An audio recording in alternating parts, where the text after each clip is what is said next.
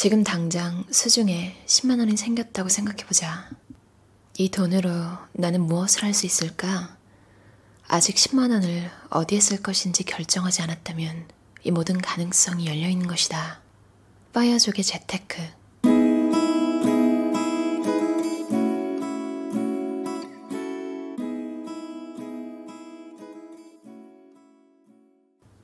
여전히 미국에서 파이어족이 되려는 사람들은 고학력, 고소득자들이 대부분이다. 대체로 이 사람들의 연봉은 1억 원이 훨씬 넘는다.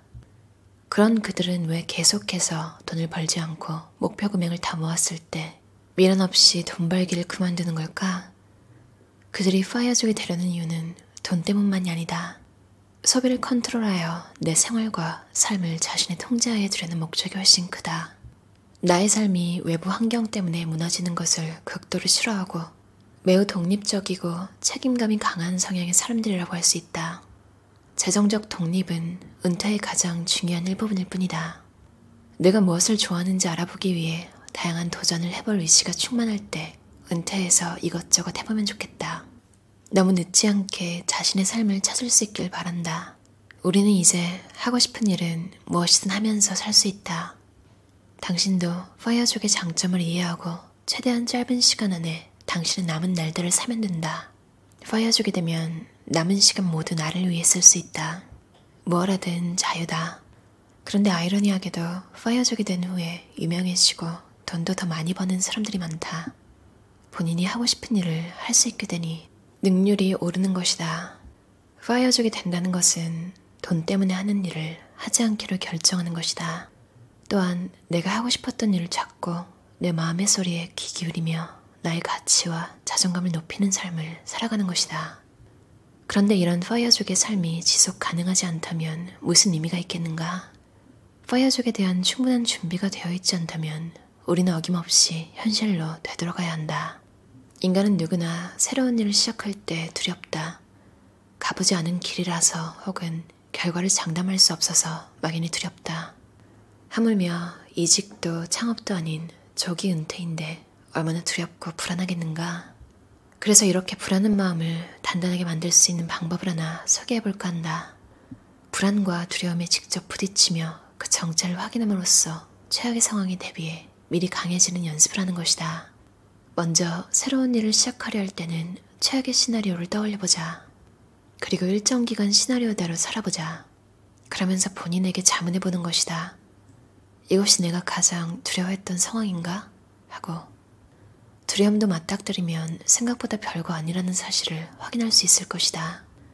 일찍이 이 방법을 사용하는 현인들이 많다.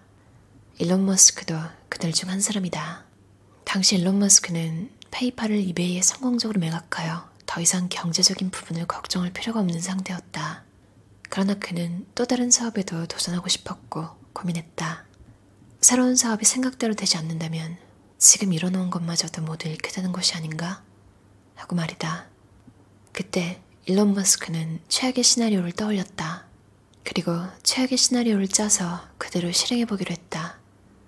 그는 하루에 단돈 1달러, 한국 돈 1,100원만으로 살아보기로 마음먹는다. 그렇게 한 달을 살아보니 생각보다 살만하더라는 것이다. 그가 그때 도전했던 사업이 바로 지금의 테슬라다. 두려움을 이겨내 마침내 얻어낸 결과다. 자신이 가장 두려운 것이 무엇인지를 직시하고 그 상황을 직접 경험해봄으로써 두려움을 떨쳐내어 도전할 수 있는 동력으로 삼았다니 여러모로 놀라운 사람이다. 우리는 어떤 두려움을 안고 살아가고 있을까?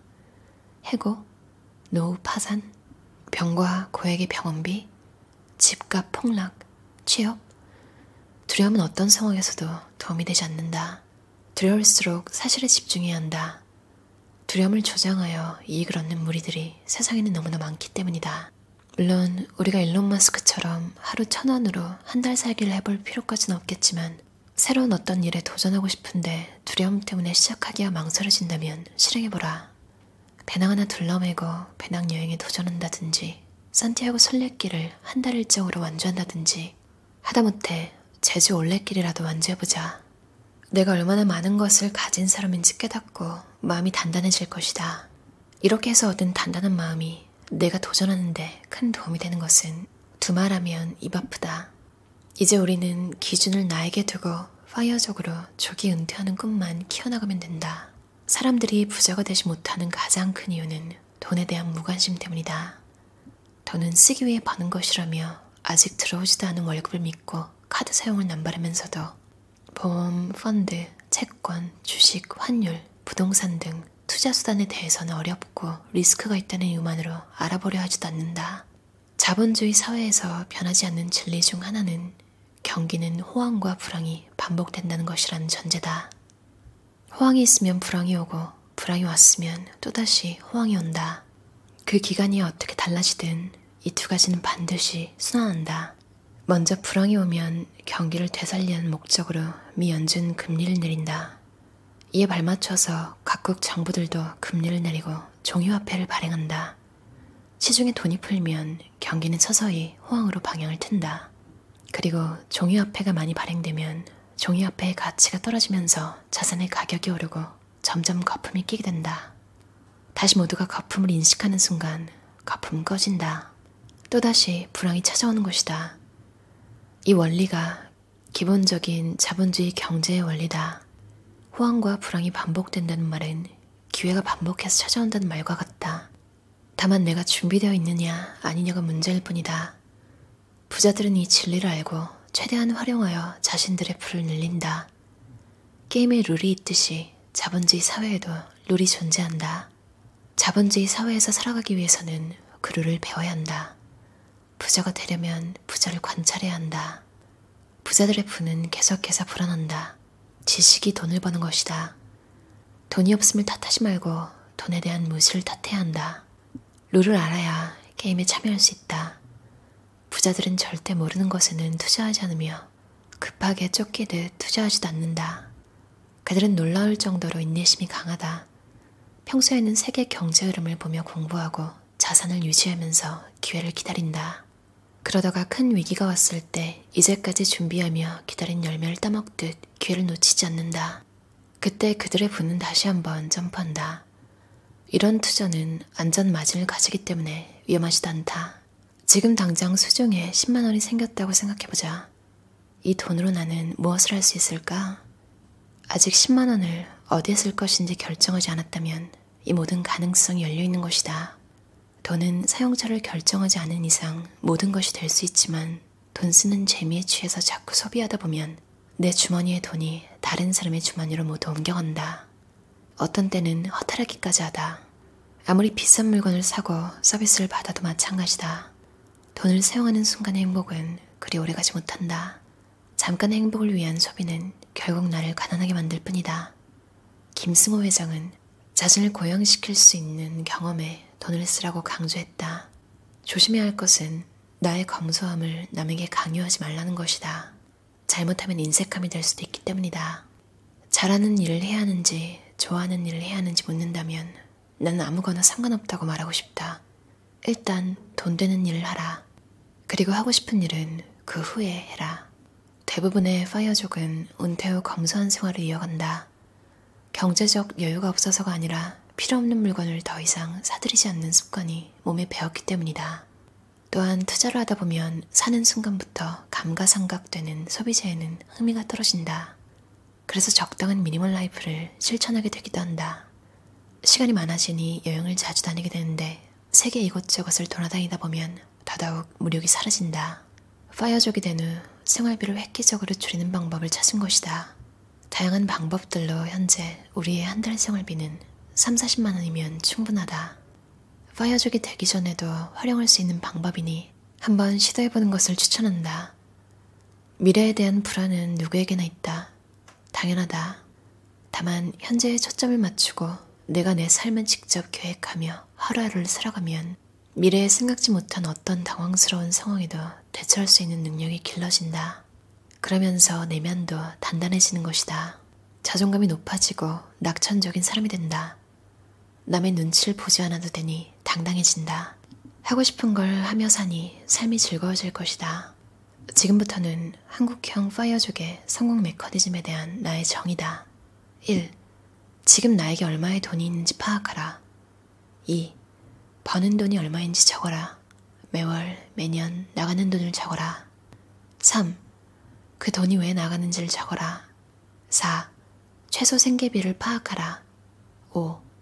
최소 생계비를 12개월로 곱하고 다시 25년을 곱하라. 여기서 나온 금액을 목표로 돈을 모아라. 파이어족이 되는 것은 세상의 많은 훌륭한 일들에 비하면 그리 어렵지 않다. 진짜 시작은 파이어족이 되고 난 후의 삶부터다. 아직 젊기에 얼마든지 원하는 대로 살아갈 수 있다는 사실을 믿으며 나아가기를 진심으로 바란다. 나는 남들과 다르기 때문에 가치가 있다는 사실을 알아야 한다. 중심에 내가 있어야 흔들리지 않을 수 있다. 남들이 만들어 놓은 기준을 과감히 버리고 나만의 새로운 기준을 만들어라. 스스로를 사랑하라. 파이어족들이여. 어떠셨나요? 신현정, 신영주 저자의 파이어족의 재테크라는 책이었어요. 샘 & 파커스 출판사에서 나왔고요. 파이어족. 야, 한 달 생활비가 30-40만 원으로 해결되다니. 두 사람이잖아요, 두 저자. 두 분은 자매인데요. 유튜브 채널이 있어요. 이름이 파이어족 대파마 TV. 이렇게 검색하시면 이 파이어족 자매의 영상을 보실 수 있어요.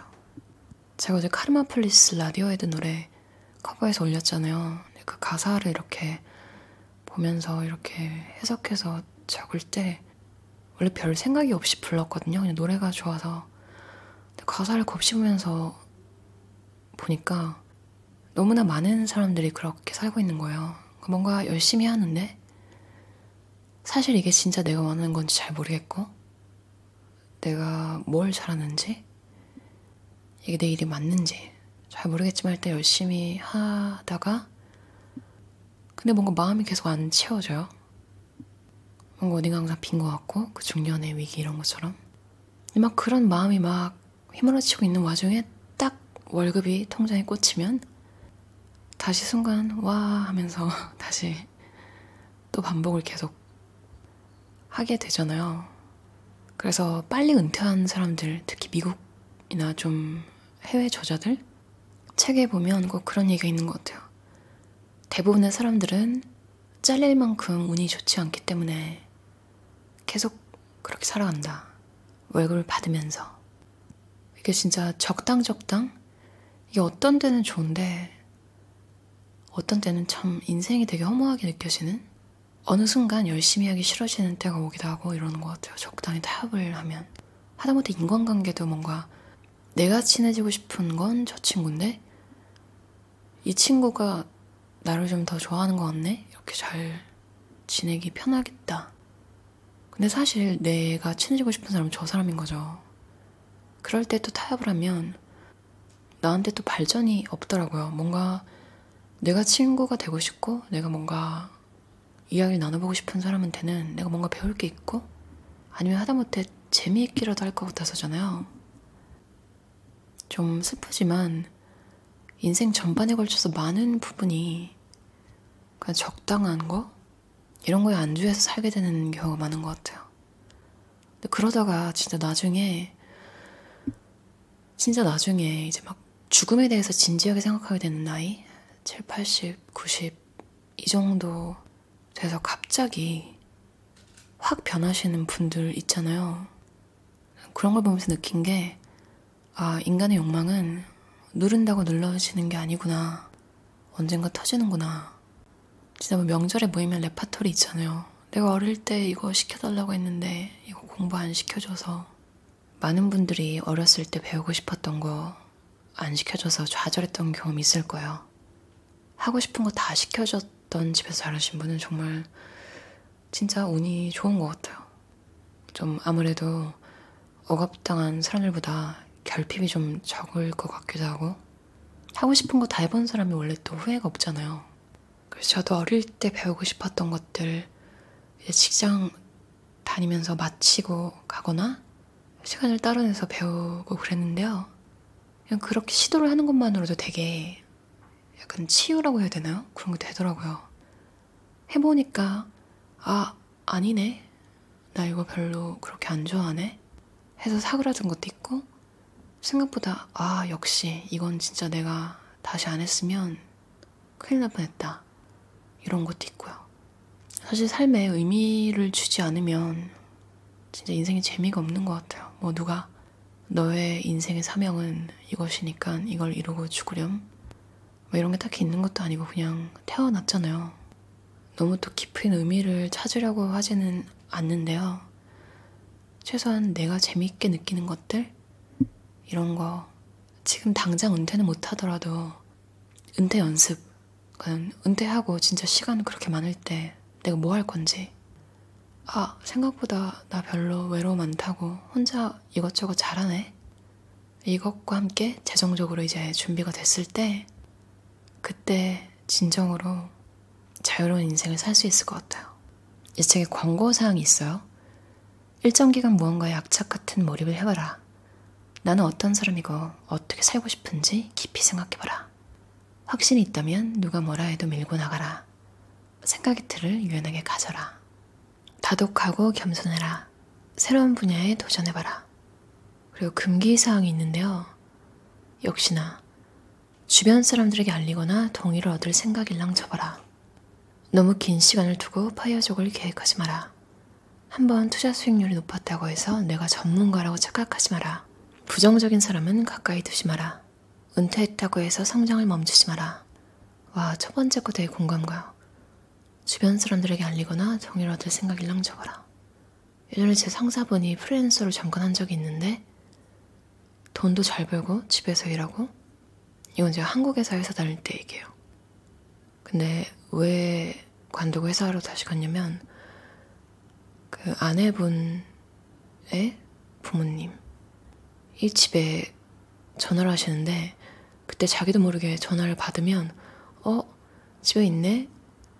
어르신들은 집에서 일을 한다는 개념이 그때는 특히나 더 없었죠. 옛날이니까. 그러니까 어른들은 논다고 생각하시더라고요.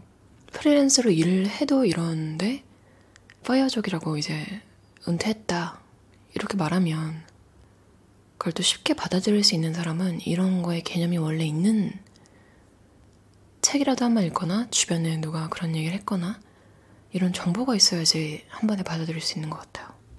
괜히 말해가지고 나쁜 말 듣고 그 사람은 부정적이라기보다 그러니까 자기가 새로운 거, 자기한테 새로운 걸 아직 못 받아들인 거잖아요. 근데 그런 것 때문에 또 결론적으로는 그 금기사항에 있는 부정적인 사람 가까이 두지 마라. 이게 이렇게 연결되는 것 같아요. 그 사람 입장에서는 부정적인 건 아니었는데 그냥 본의 아니게 그런 게 어딨어 이런 이야기를 들으면 기분이 썩 좋진 않잖아요. 뭐 기분이 괜찮다고 하더라도 그걸 뭐 자꾸 내가 설명할 이유는 없는 거고 그냥 굳이 말할 사람한테만 말하면 되는 것 같아요. 제가 마지막에 읽었던 문장 한 번 더 읽고 끝낼게요. 스스로를 사랑하라 파이어족들이여. 오늘도 들어주셔서 감사합니다. 편안한 하루 보내세요.